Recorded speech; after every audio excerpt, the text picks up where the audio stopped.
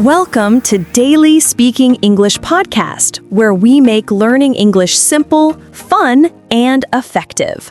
My name is Lena. Hello, Lena, and a big warm welcome to everyone listening today. I'm Ben, and it's fantastic to be here with all of you. Hi, Ben. It's so good to see you again. How have you been? I've been really well, thank you. I had a relaxing few days off. How about you, Lena? How are you feeling today? I'm feeling wonderful. I'm especially excited because today's topic is something that many learners really need help with. That's great to hear. And speaking of helping our learners, I want to remind everyone to please subscribe to our channel if you're enjoying these lessons. Don't forget to hit the like button and share our episodes with anyone who's trying to improve their English. Yes, that's so important. And make sure you click that bell icon too, so you'll receive notifications whenever we upload new content. Your support helps us create more episodes like this one and reach even more English learners around the world. Perfect. I'm all set and ready to jump into today's lesson. How about you? I'm absolutely ready. Let's begin right now. All right, Lena. So today we're addressing a challenge that I hear about constantly from English learners everywhere. Oh, really? What problem is that, Ben?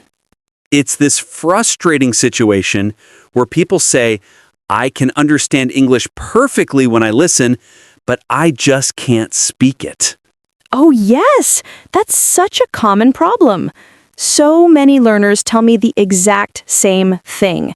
They can watch movies in English, they can listen to podcasts, but when they try to have a conversation, nothing comes out. Exactly. They say their mind goes completely blank. The words just disappear. Right. It feels like everything is stuck inside their head and they can't get it out through their mouth. That's a perfect way to describe it. But the good news is that today we're going to share some really effective and practical strategies to help everyone overcome this challenge. I'm so glad we're covering this topic. This is going to be really helpful for our listeners. It definitely will be. Now, Lena, before we dive into our tips, should we talk about the first key strategy? Yes, let's do it. So, Ben, the first important thing people need to understand is that they need to change the way they listen to English. Change the way they listen? But wait, if they already understand English when they hear it, isn't that enough? Understanding is definitely a great start. It's an important first step, but we need to move from what I call passive listening to active listening. Passive and active listening. Can you explain what the difference is between these two types? Of course. Passive listening is when you have English playing in the background while you're doing other activities. Maybe you're cooking dinner, or you're driving your car, or you're cleaning your house. The English is there, and you understand it, but you're not really focused on it. Ah, I see. I do that all the time. I listen to English podcasts while I'm washing dishes or going for a walk. And that's fine for general exposure. But active listening is different. Active listening means you listen carefully and then you repeat what you hear out loud. Oh, so I hear a sentence and then I say that same sentence myself. Exactly. There's actually a technique called shadowing that's perfect for this. Shadowing? Like when my shadow follows me on a sunny day? Yes, exactly like that.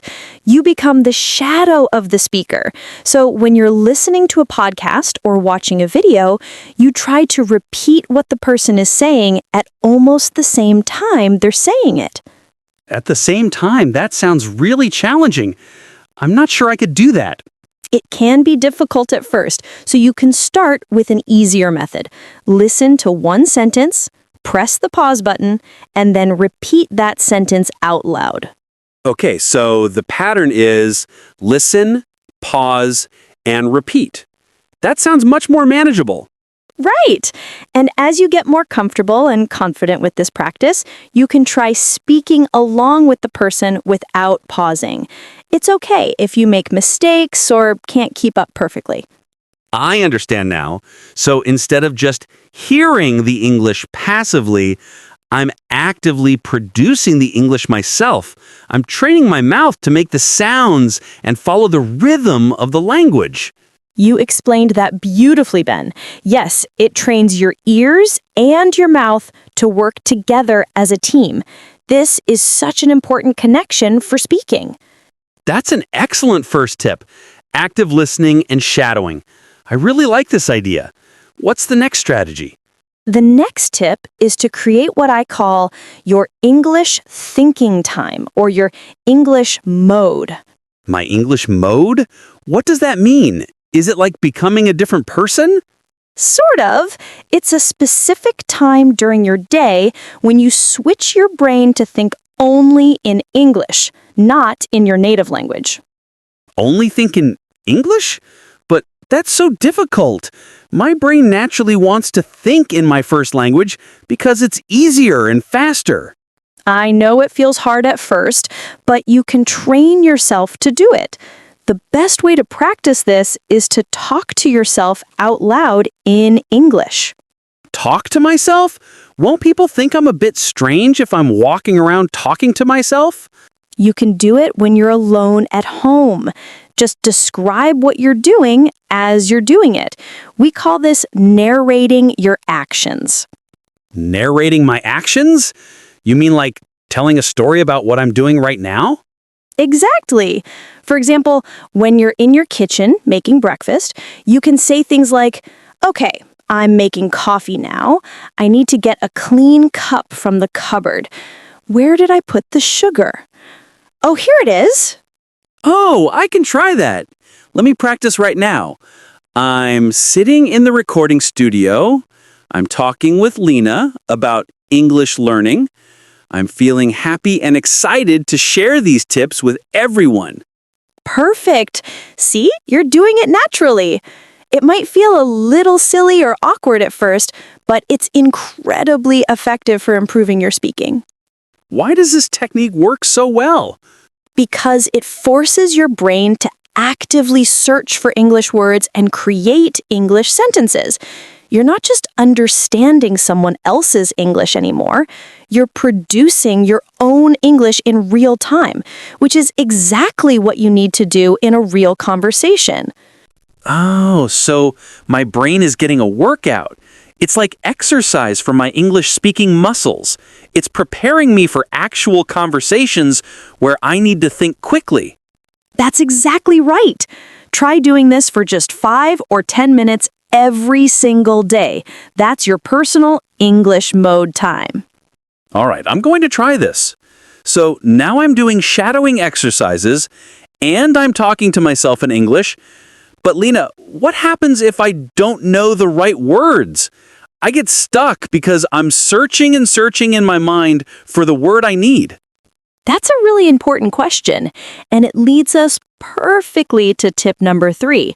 You need to stop memorizing individual words one at a time. Stop. Wait, stop learning new words? But I need to expand my vocabulary. I need more words to express myself. No. Let me clarify. I don't mean stop learning vocabulary completely.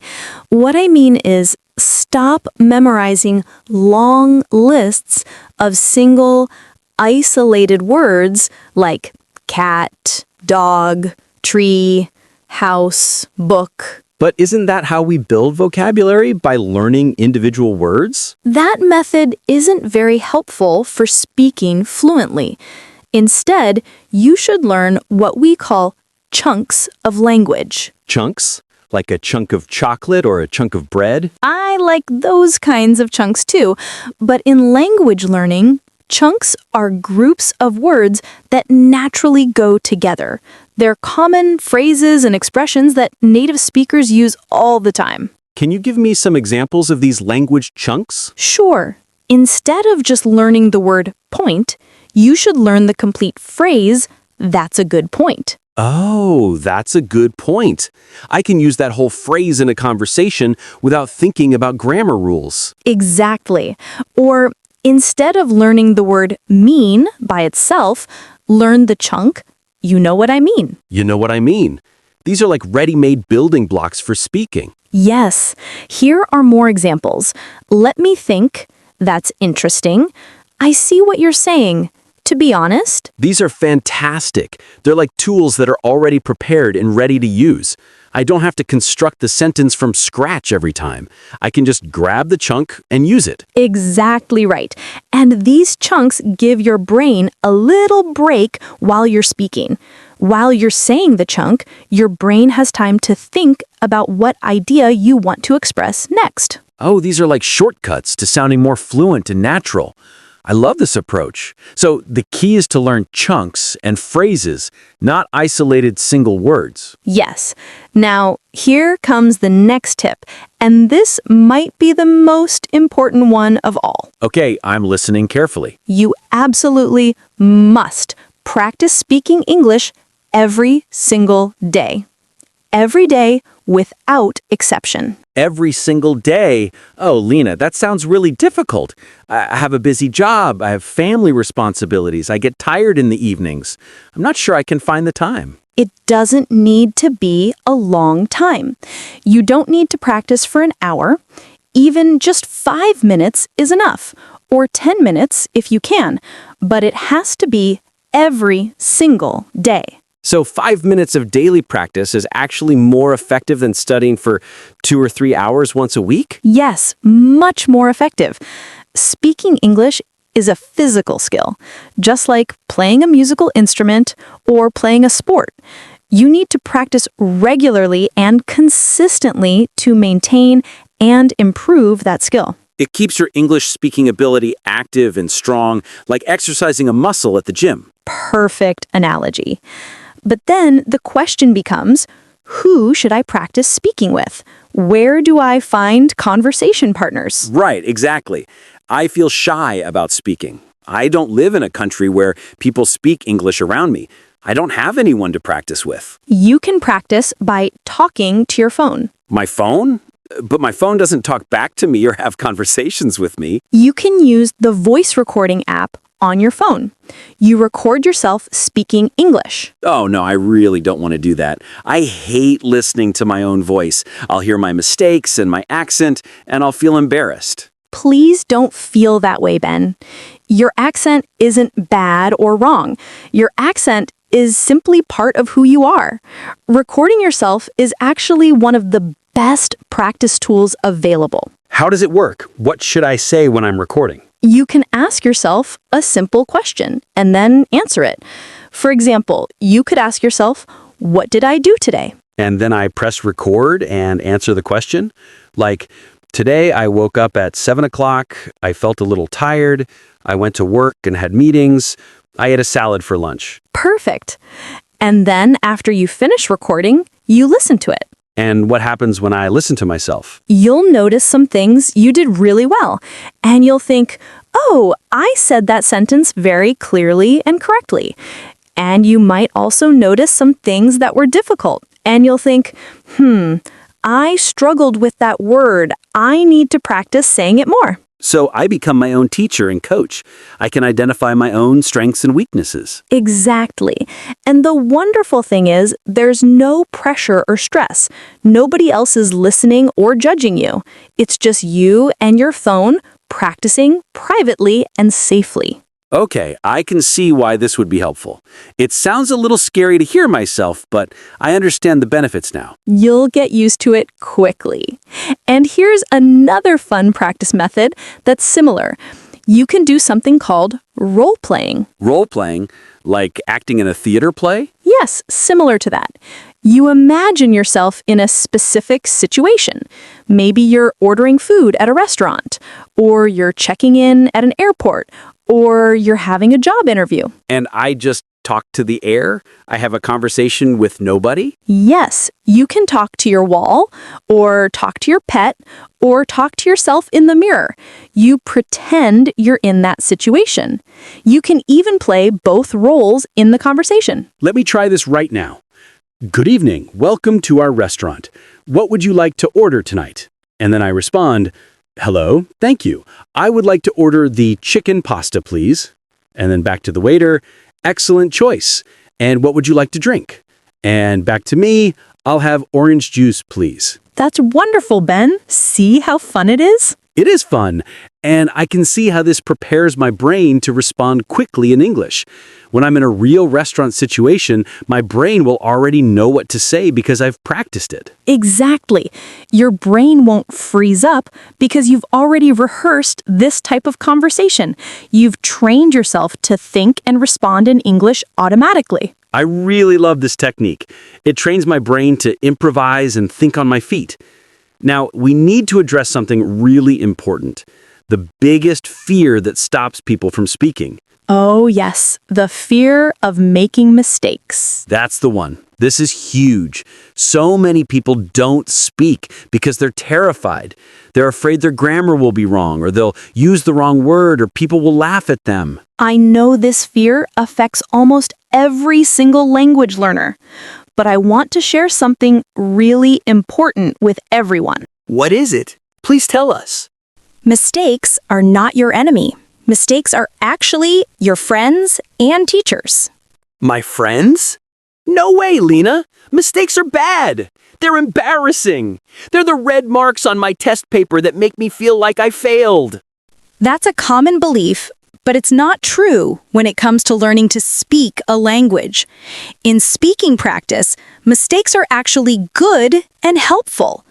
A mistake is evidence that you're trying. It proves you're being brave and taking risks. I never thought about it that way before. So making a mistake actually means I'm courageous? Yes, you cannot possibly learn to speak a new language without making hundreds and hundreds of mistakes along the way. It's completely impossible. Fluency comes after you've made many, many mistakes, not before. Wow. That's a really powerful idea. So I should just open my mouth and speak, even if what comes out isn't perfect? Yes.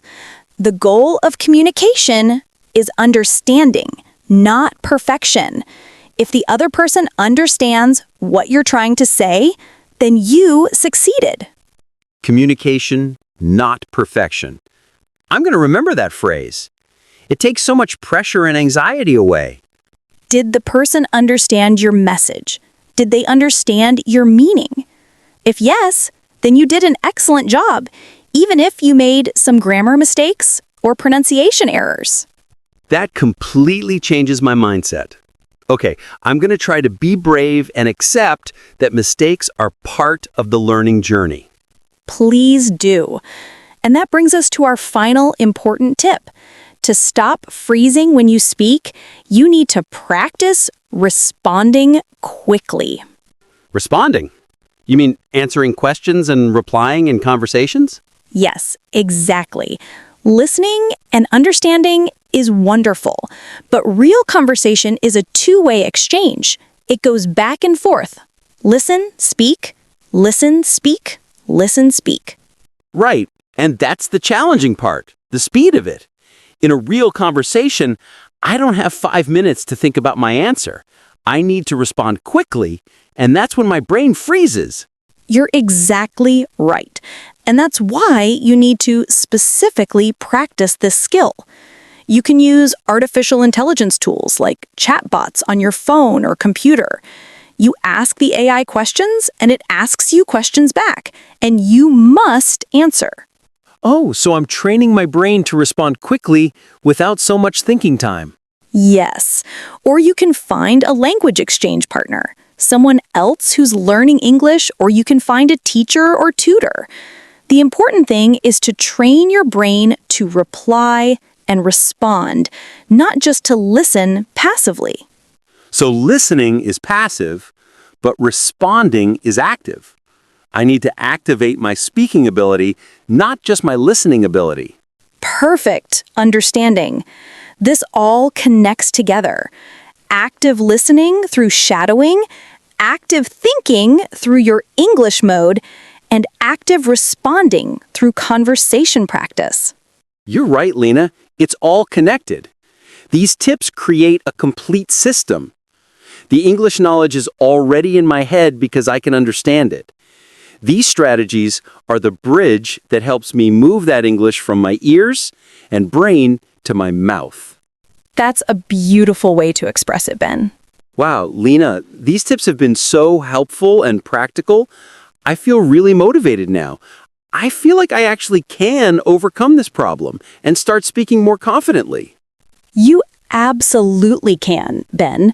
And everyone listening can too. These are all proven strategies that really work. These are very practical and doable ideas. Let's review everything we've covered today so our listeners can remember all the tips. Great idea. Let's go through them one by one. Tip number 1, practice the shadowing technique. Listen to English and repeat what you hear out loud. Tip number 2, create your personal English mode time. Talk to yourself in English and narrate your daily activities. Tip number 3, learn chunks and phrases, not individual isolated words. Learn groups of words that go together naturally. Tip number 4, practice speaking every single day, even if it's only for 5 or 10 minutes. Daily practice is essential. Tip number 5, record your voice on your phone. Listen to yourself and learn from what you hear. Tip number 6, do role-playing exercises. Pretend you're in different situations like restaurants, airports, or shops. Tip number 7, make friends with your mistakes. Remember, the goal is communication, not perfection. Mistakes prove you're trying. And tip number 8, practice responding and replying quickly. Train your brain to think and answer without long pauses. That's a complete and powerful plan. Thank you so much for explaining all of this so clearly, Lena. You're very welcome. And thank you to everyone who listened to today's episode. We really hope these strategies help you unlock your speaking ability and find your confident English voice. Yes, remember, understanding English is a wonderful achievement, but speaking is what creates real connections with other people. Practice every day, even if your speaking isn't perfect. That's how fluency develops. That's absolutely true. Well, that's all the time we have for today's episode. It is. Before you leave, please remember to subscribe to Daily Speaking English podcast if you found this episode valuable and helpful. Yes, please subscribe. And click the like button so other English learners can discover this episode too. Share it with any friends or family members who feel stuck and can't speak, even though they understand. And we have a question for all of you. Please leave a comment below and tell us which tip you're going to try first. Yes. Are you going to try shadowing? Are you going to start talking to yourself?